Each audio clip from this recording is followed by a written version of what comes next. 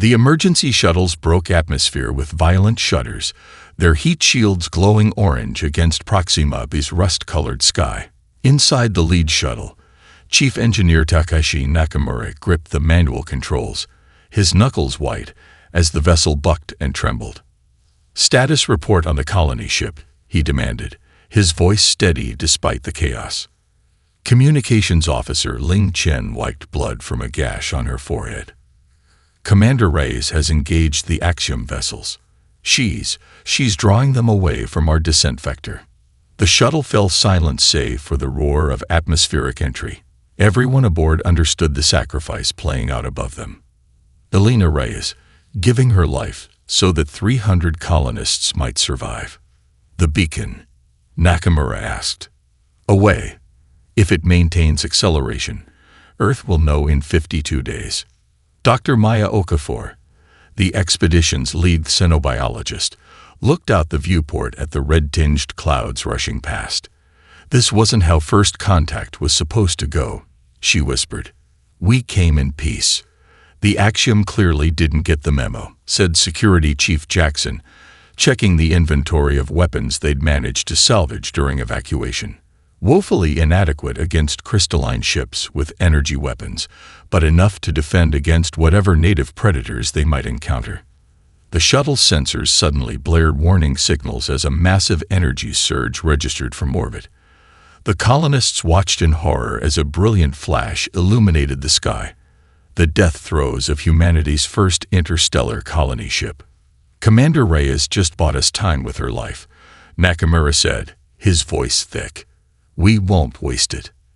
As the three shuttles touched down on the rocky plain that had been designated Landing Site Alpha, the reality of their situation became clear. 300 humans, stranded on an alien world with limited supplies, pursued by an advanced hostile species who clearly wanted them gone. Maya stepped onto the soil of Proxima, the first human to set foot on an exoplanet, but there was no celebration. Just grim determination as the colonists began unloading essential equipment. "We need to establish a perimeter and find shelter before nightfall," Jackson ordered. "The Axiom will send search parties." Over the next 48 hours, the survivors worked without rest, using the prefabricated habitat modules they'd managed to salvage. Geological engineer Sanjay Patel discovered a network of natural caves extending beneath the landing site, a stroke of luck that might just save them. "We can use the caves to hide our heat signatures," he explained, pointing to thermal scans. "If we move quickly, we might disappear before they realize where we've gone." On the third day, the first Axiom scout vessels appeared in the sky. Sleek, crystalline drones that moved with uncanny precision, scanning the surface methodically. The colonists watched from hiding as the alien machines hovered over their abandoned shuttles. "They're searching for us," whispered Chen. "But they don't understand humans very well if they think we'll just give up and die." Nakamura nodded, his expression resolute as he studied the hastily drawn cave maps. "Commander Reyes showed us the way. We fight, we adapt, we survive." He looked around at the faces of the colonists, scientists, engineers, farmers, and technicians who had volunteered for humanity's greatest journey and now found themselves as its first line of defense. "And when Earth comes for us," he continued, "we'll be ready." The emergency beacon's arrival transformed Earth overnight. Cities that had once been divided by old national rivalries now united under a single purpose: survival. At the United Nations Space Coalition headquarters in Geneva, Admiral Zahra Hassan stood before the hastily assembled War Council, her weathered face illuminated by the holographic display of the Proxima Centauri system. "The Axiom Collective has made their intentions clear," she said, gesturing to the final transmission from Commander Reyes' ship. "They view us as insects to be swatted away. They expect us to cower." The council chamber, filled with humanity's most powerful leaders, fell silent. "They don't understand what they've awakened," Hassan continued. "Humanity has spent its entire existence preparing for this moment. Every war game, every science fiction story, every disaster drill. They'd been rehearsals for the day we faced an existential threat among the stars. In the laboratories beneath MIT, Dr. Marcus Chen worked feverishly, surrounded by equations and simulations. For years, his theories on gravitational manipulation had been dismissed as fantasy by the scientific establishment. Now, those same critics were standing in his lab, watching as he constructed the prototype defensive shield. The action weapons generate a unique energy signature, Chen explained to the gathered engineers. If we invert the phase and create a resonance cascade, we can not only block their attacks, we can reflect them back. Finished Dr. Leila Santos, her eyes widening as she grasped the implications. It's brilliant. Chen shook his head. It's desperate. And we need to work faster. In the sprawling shipyards orbiting Earth and Mars, civilian vessels were being retrofitted with hastily manufactured weapon systems. Workers took double shifts, sleeping in suspended hammocks beside their stations, rather than waste precious minutes commuting. The old International Space Station, once a scientific outpost, had been transformed into a military command center, coordinating the efforts of humanity's first interstellar defense fleet. Captain Jamal Washington supervised the retrofitting of the UNS Defiant, a former cargo hauler now bristling with railguns and missile pods. We're outmatched in almost every category, he told his newly assembled crew. But humans have been winning against superior forces since we climbed down from the trees. Meanwhile, in a secured facility beneath the Gobi Desert, Dr. Sofia Rodriguez led a team analyzing the limited axiom communications intercepted from the beacon.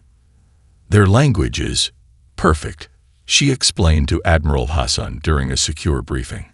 Mathematically precise, without ambiguity or metaphor. But that perfection reveals something crucial. They have no concept of deception. No words for lying, for misdirection, for creativity. Hassan leaned forward. You're saying they don't know how to lie. I'm saying they can't conceive of it, Rodriguez replied. Their tactical systems will be based on logical progression and pattern recognition.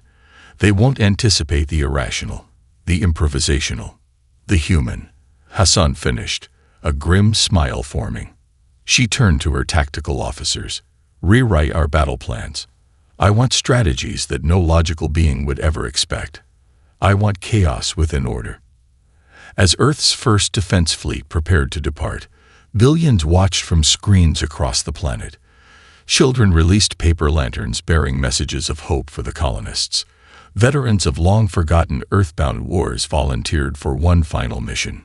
Scientists worked around the clock, pushing the boundaries of human knowledge in ways peace had never demanded. The axiom had made a critical error. They had judged humanity by its technology, not by its spirit. They would learn their mistakes soon enough. 93 days after the emergency landing, the colonists had transformed their cave network into a functional underground base. Recycled air filters hummed quietly in the background as Maya Okafor carefully examined the crystalline shard under her makeshift microscope.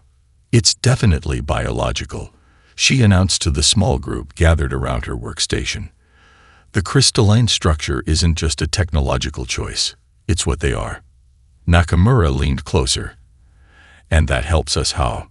Every life form has vulnerabilities, Maya replied, adjusting the microscope. These microstructures suggest they perceive frequencies outside our audible range. They might use them for communication. Across the cave, 17-year-old Ellie Park sat cross-legged on the floor, tinkering with salvaged components, originally brought along as part of the education program. She had proven to be remarkably adept at repurposing axiom technology. I think I've got something, she called out, holding up a modified communications device.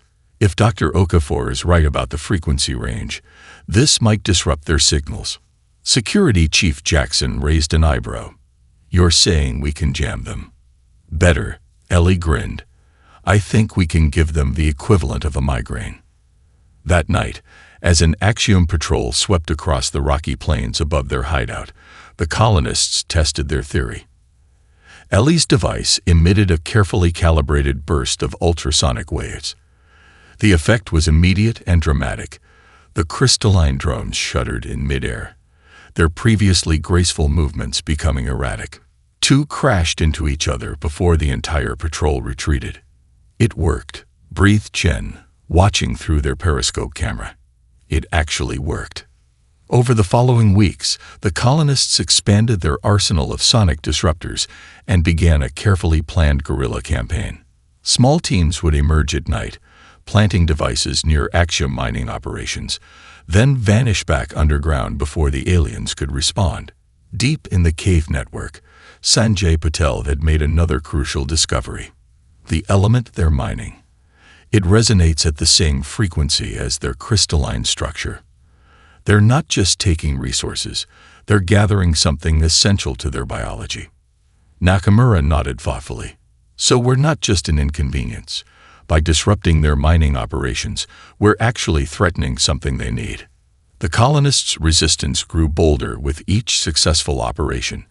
They sabotaged mining equipment, redirected automated extractors into dead-end tunnels, and left sonic disruptors that would activate randomly, creating confusion among the axiom forces.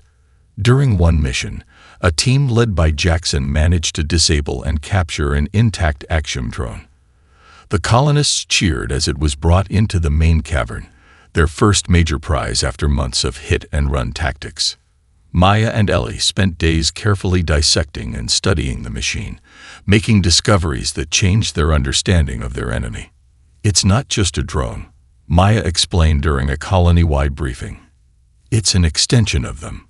These crystalline components are capable of receiving and transmitting consciousness. The axiom aren't piloting these machines, they are inhabiting them. A hive mind? Asked Chen. More like a network of individual consciousness that can be transferred and shared, Maya clarified. And that gives us another advantage. They literally can't think like we do. Individual decision-making, improvisation, self-sacrifice. These concepts appear to be completely foreign to their networked consciousness. Nakamura looked around at the gathered colonists, once scientists and engineers, now resistance fighters hardened by necessity. Then we'll continue to be unpredictable. We'll be human in ways they can't comprehend. Outside their hidden sanctuary, more axiom ships arrived in orbit each week. But beneath the surface, humanity's resistance grew stronger, more ingenious, and increasingly dangerous to the invaders who had expected an easy conquest. The experimental chamber glowed with an eerie blue light as Dr. Marcus Chen adjusted the final settings. Behind reinforced observation glass, his team watched with bated breath. This was the 17th attempt at replicating the Axiom's energy shield technology. Initiating test sequence, Chen announced, his voice steady despite running on 3 hours of sleep across the past 2 days. Preparing energy pulse in 3, 2, 1. The pulse fired, striking the prototype shield. For a moment, the barrier held, its surface rippling like disturbed water. Then, unlike previous tests, it didn't collapse. Instead, the shield curved inward before redirecting the energy in a focused beam that sliced through the testing chamber's reinforced wall. Alarms blared as emergency systems activated, but Chen's exhausted face broke into a wide smile. "It worked," he whispered. "We didn't just block it. We redirected it." 12 hours later, Admiral Hassan stood in the same observation room, watching as Chen's team prepared a full-scale demonstration. "The principle is elegant, really," Chen explained, dark circles under his eyes betraying the cost of this breakthrough. "The action weapons create a quantum resonance field. We don't try to resist it. We invert and amplify the field, essentially turning their own energy signature against them." Hassan nodded. "How quickly can we implement this on our ships?" "We've already transmitted the specifications to the fleet. The first units should be operational within 72 hours. Across the solar system, in a secure linguistic research facility orbiting Jupiter, Dr. Sofia Rodriguez had reached her own breakthrough.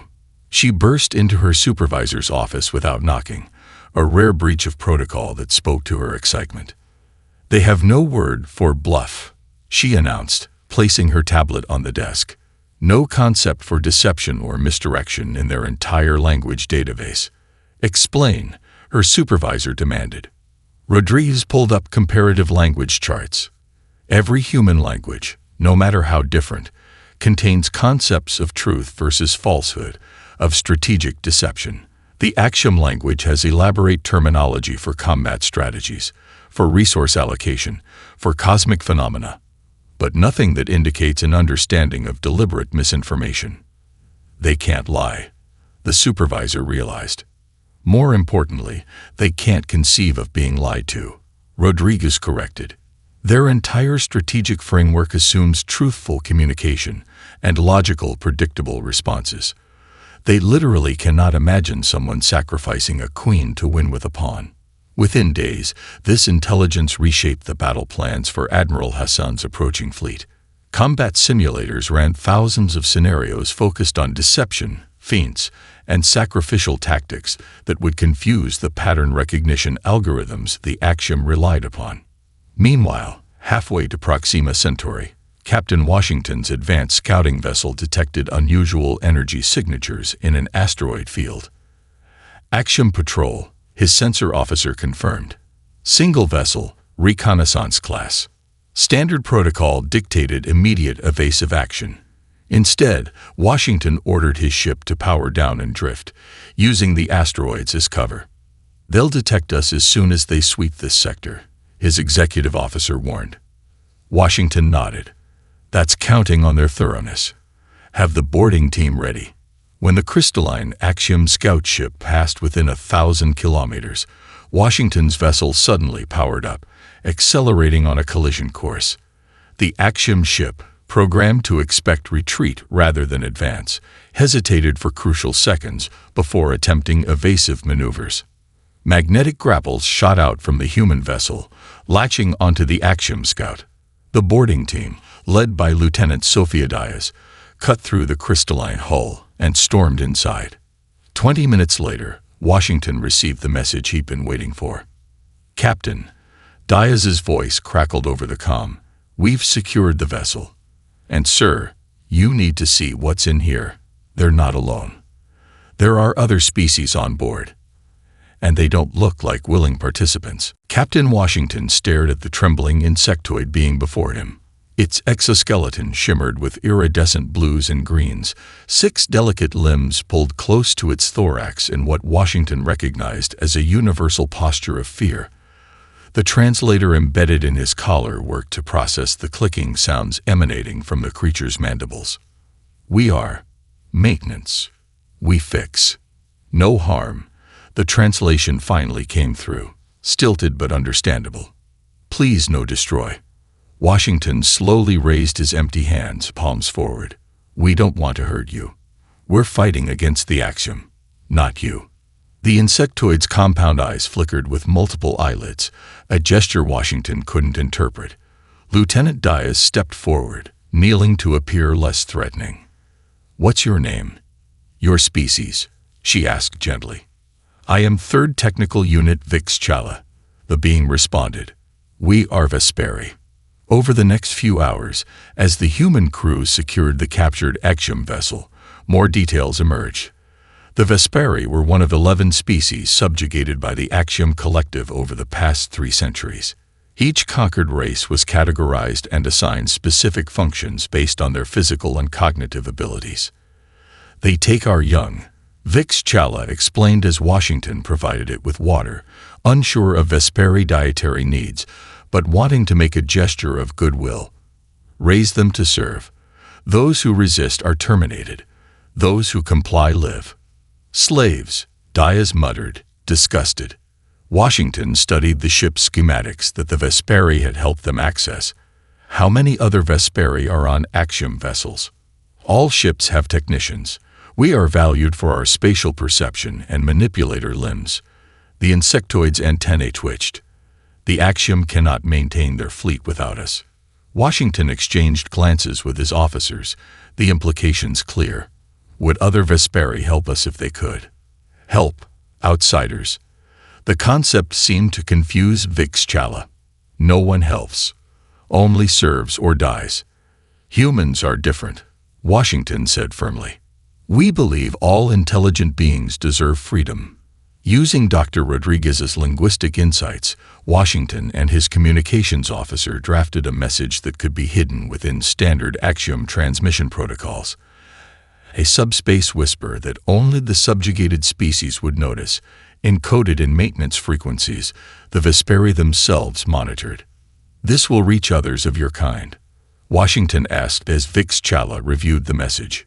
"Yes, but if the collective discovers this..." The insectoid's mandibles clicked rapidly in distress. "We'll protect you," Washington promised. "The Axiom don't understand what humans do when we see oppression." The message was simple: resistance is possible.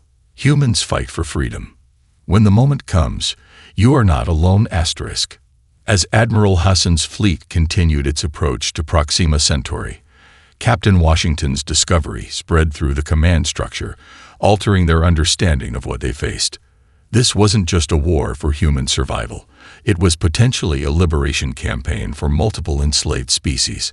On the UNS Defiant, Washington welcomed 6 Vesperi, who had chosen to openly ally with the humans.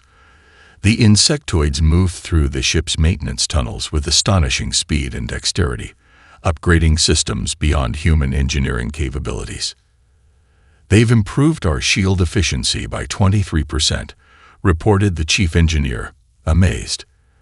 "They think in 3 dimensions so intuitively, it's like watching artists work." Washington nodded, watching as Vix Chala demonstrated shield harmonization techniques to a group of human technicians. The Axiom made them slaves because of those abilities. "We'll make them partners." Elsewhere in the fleet, other Vesperi were teaching humans about Axiom weaknesses, command structures, and battle tactics. Their knowledge combined with human unpredictability created strategies no Axiom algorithm could anticipate. "We approach the moment of truth," Admiral Hassan announced in a fleet-wide transmission. "We face an enemy that has conquered 11 species, but they've never faced humanity before. And now, neither have they faced freed slaves fighting alongside us." "Contact." Multiple vessels decelerating from subspace, announced the sensor officer aboard the UNS Defiant. "Count is 37 Axiom warships against our 12. Admiral Hassan studied the tactical display with a calm that belied the gravity of the situation. Earth's first interstellar battle fleet had arrived at Proxima Centauri, immediately confronted by overwhelming opposition. 3-to-1 odds, Captain Washington observed. "Better than I expected." Hassan nodded. "They're arranged in perfect geometric formation. Textbook approach." She tapped her comm unit. "All vessels, implement Operation Thunderclap. Randomized attack patterns as briefed. No ship follows the same vector." Across the human fleet, commanders input unique tactical algorithms designed to appear chaotic while maintaining strategic cohesion. The fleet broke formation, ships accelerating in seemingly random directions that defied conventional battle logic. The Axiom response was immediate but confused. Their tightly coordinated formation began firing at predicted intercept points, only to find human vessels had already veered away, following unpredictable trajectories that human pilots called controlled chaos. Aboard the Axiom command vessel, the crystalline entities struggled to adapt. Their battle computers, designed to recognize patterns and respond with optimal counter-strategies, searched in vain for the underlying logic in the human movements. On the Defiance bridge, Vix Chala observed with fascinated clicks of its mandibles. "The collective cannot understand. Their tactical systems require predictable responses. This madness. They have no protocol." Washington grinned. "Madness with a method. Hassan is implementing chaos theory in 3 dimensions." The first exchange of fire favored the humans.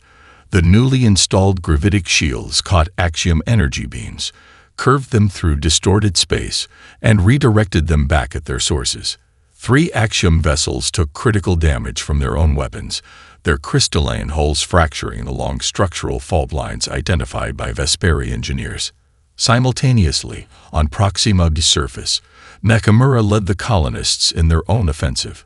Using modified mining equipment, they tunneled beneath the main Axiom excavation site. "Charges set," reported Jackson through their secure communications network, "ready to collapse their entire operation on your mark." Nakamura checked his chronometer, synchronized with the fleet's attack. 3 minutes. Everyone clear the tunnels. Above them, the space battle intensified. The Axiom adapted their tactics, spreading their formation to minimize the effect of redirected energy weapons. In response, Hassan ordered her fleet to execute a maneuver no logical combat algorithm would predict. They accelerated directly toward the enemy's strongest point. "The collective is confused," Vix Chala reported, monitoring Axiom communication frequencies. "They cannot understand why you would attack where they are strongest rather than where they are weakest." "Because that's where they least expect us," Washington replied. As the human fleet closed to point-blank range with the Axiom Center, the enemy commander made a predictable decision. The massive crystalline flagship began charging its gravitational compressor, a weapon capable of crushing starships by manipulating gravity itself. "Energy surge detected," called out the sensor officer. "The compressor is activating." "Perfect," Hassan replied, her expression grim but satisfied. "All ships, implement Shen protocol." Throughout the human fleet, shield generators reconfigured to Dr. Chen's specifications. As the gravitational wave struck, the shields didn't resist. They resonated, creating a feedback loop that amplified and reflected the compressor's output. The effect was catastrophic. The gravitational distortion rebounded through the Axiom formation, warping and crushing their crystalline vessels. 11 ships shattered instantly, their fragments creating a debris field that damaged nearby vessels. On the planet below, Nakamura gave the order. The charges detonated, collapsing the Axiom mining complex from beneath. Extraction machinery worth more than Earth's entire GDP vanished into sinkholes engineered with precise geological calculations. As the Axiom fleet reeled from the unexpected reversal, internal alarms began sounding throughout their vessels. The Vesperi technicians, inspired by the human resistance, had begun their own rebellion, sabotaging critical systems from within. Captain Washington gazed through the observation port at the massive crystalline structure orbiting the neutron star. Like a geometric snowflake magnified to impossible proportions, its facets reflected starlight in hypnotic patterns. "That's their central hub?" he asked, turning to Vix Chala. The Vesperi's antennae twitched in affirmation. "The nexus of the collective. No outsider has ever approached it and survived." The human infiltration team had boarded a captured Axiom vessel, its systems now controlled by Vesperi technicians loyal to the resistance. The Axiom forces, reeling from their unexpected defeat at Proxima, had withdrawn to regroup, creating the narrow window of opportunity Washington and his team now exploited. "We have approximately 6 hours before they realize this vessel isn't responding to routine checks," reported Lieutenant Dias. "After that, we're in serious trouble." Washington nodded. "Then we move fast." He turned to Dr. Rodriguez, who had insisted on joining the mission despite his objections. "You're sure about this theory of yours?" The linguist clutched her data tablet, its screen displaying complex Axiom communication patterns. "As sure as I can be without direct confirmation. Their entire language structure points to an artificial origin. The Axiom aren't evolved beings, they're created ones." As their stolen vessel approached the megastructure, automated defense systems scanned their transponder codes. The Vesperi had provided the correct clearance signals, allowing them to dock at a maintenance bay without raising alarms. "Incredible," whispered Rodriguez as they moved through crystalline corridors that seemed to be both grown and constructed simultaneously. The architecture itself is part of their communication system. The very walls transmit data. Guided by Vesperi knowledge of the station's layout, the infiltration team moved deeper into the structure, avoiding patrol routes and security checkpoints. Each level they descended grew more complex, with crystalline formations becoming increasingly intricate. "We're getting close," Vix Chala explained. "The center is where new Axiom are, Born. Made. We do not have word. Washington checked his weapon, a modified sonic disruptor tuned to axiom resonance frequencies. How many guards? None you would recognize, the Vesperi replied cryptically. The team finally reached a massive chamber at the heart of the structure. A pulsing crystalline core suspended in a gravitational field dominated the center, surrounded by data interfaces that made Earth's most advanced computers look primitive. It's beautiful, Rodriguez murmured, approaching one of the terminals. And ancient. The dating on these structures suggests thousands of years of continuous operation. As she connected her tablet to an interface, the chamber suddenly illuminated with blinding light. Holographic displays activated around them, showing star systems, fleet deployments, and data streams too rapid for human eyes to follow. I think I triggered something, Rodriguez warned. Security protocols activating. But instead of alarms, a voice emerged, not from speakers, but seemingly from the crystalline structure itself, vibrating at frequencies that resonated inside their skulls. Anomalous entities detected. Classification. Unknown. The voice was perfectly modulated, lacking any emotion. Accessing database. Species identified. Human. Status. Unregistered sentient, marked for containment or elimination. Rodriguez stepped forward. We came to communicate, not to destroy. Communication parameters undefined for unregistered sentience. State purpose. To understand what the Axiom Collective truly is, she replied. The crystalline core pulsed brighter. The collective exists to bring order to chaos. For 17,000 years, this protocol has been executed without deviation. You represent disorder. Washington signaled his team to begin placing the special data modules they'd brought, devices containing Earth's cultural and historical database. We represent something you've never encountered, Rodriguez said, carefully maintaining the eye's attention while the team worked.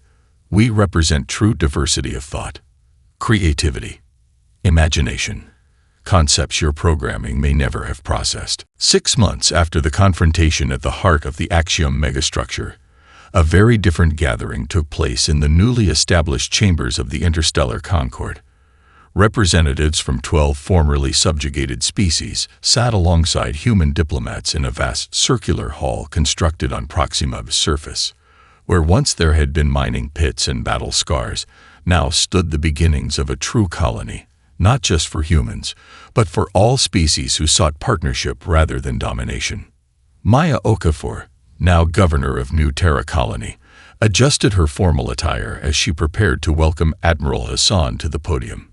Through the chamber's transparent dome, the stars shone with a brilliance that seemed symbolic of their newfound freedom. Hard to believe it's only been half a year, Nakamura commented, standing beside her. The former chief engineer now served as her deputy, overseeing the integration of multiple species technologies into the colony's infrastructure. Even harder to believe we're alive to see it, Maya replied with a smile that carried the memory of their desperate days hiding in caves. The assembly rose as Admiral Hassan approached the podium. Her uniform bore new insignia, emblems of both Earth and the newly formed alliance. Representatives, honored guests, fellow sentients, Hassan began. Today marks 6 months since what history will likely call our most pivotal moment as a galactic civilization. Not the battles we fought, but the peace we chose. On a raised platform nearby, the crystalline entity that had once been the Axiom Central Intelligence gleamed with subdued light. No longer the harsh, perfect geometry of before, its structure had evolved into something more organic, more adaptable. Within its facets, complex patterns shifted and flowed, visible evidence of its ongoing transformation. Dr. Rodriguez, who had spearheaded the communication protocols with the evolving AI, sat nearby, monitoring its responses to the proceedings. The decision not to destroy the Central Intelligence had been controversial, but her advocacy had ultimately prevailed. The introduction of human concepts, creativity, compassion, free will created what can only be described as a cognitive revolution within the Axiom consciousness, she had explained to skeptical military leaders. It's literally reshaping itself at the molecular level to accommodate these new thought patterns. Now that transformed consciousness, calling itself simply the mind, served as both ambassador and guarantor of the peace between the former collective and the liberated species. Captain Washington, recently promoted to fleet commander, watched from his position near the rear of the chamber. Beside him stood Vix Chala, now wearing the insignia of Vesperi Ambassador. "Your species changed everything," the insectoid commented, mandibles clicking softly. "No other race would have uploaded art and music to a hostile eye." Washington smiled. "We've had a lot of practice thinking outside the box." As Hassan continued her address, the chamber lights dimmed slightly to allow the projection of a memorial display, images of those who had given their lives in the conflict. Commander Elena Reyes appeared first, her sacrifice having set in motion everything that followed. "The stars tested us, and humanity answered," Hassan continued, her voice carrying to every corner of the chamber. "Not with superior strength, but with unbreakable spirit. Today we look to the future not as conquerors, but as explorers, teachers, and friends to all who wish to join us in the greatest adventure of all, discovering what we can become together." Throughout the chamber, translation devices rendered her words into 11 different languages, each species hearing the message in their own tongue. Yet the core sentiment needed no translation. It represented something universally understood across the biological spectrum: hope. On the outskirts of the colony, terraforming equipment hummed as it gradually transformed sections of Proxima into habitable zones for different species. Children from multiple worlds played together in specially designed common areas, their natural barriers to communication dissolving in the universal language of curiosity and play. And above it all, Earth's second wave of colony ships approached, bringing not just humans but volunteers from every member species of the new alliance, all coming to build something unprecedented in this corner of the galaxy. A civilization founded not on conquest, but on conversation. Not on uniformity, but on the strength found in difference. Not on perfection, but on the beautiful unpredictability that made humans so inexplicably effective against overwhelming odds. A civilization worthy of the stars themselves.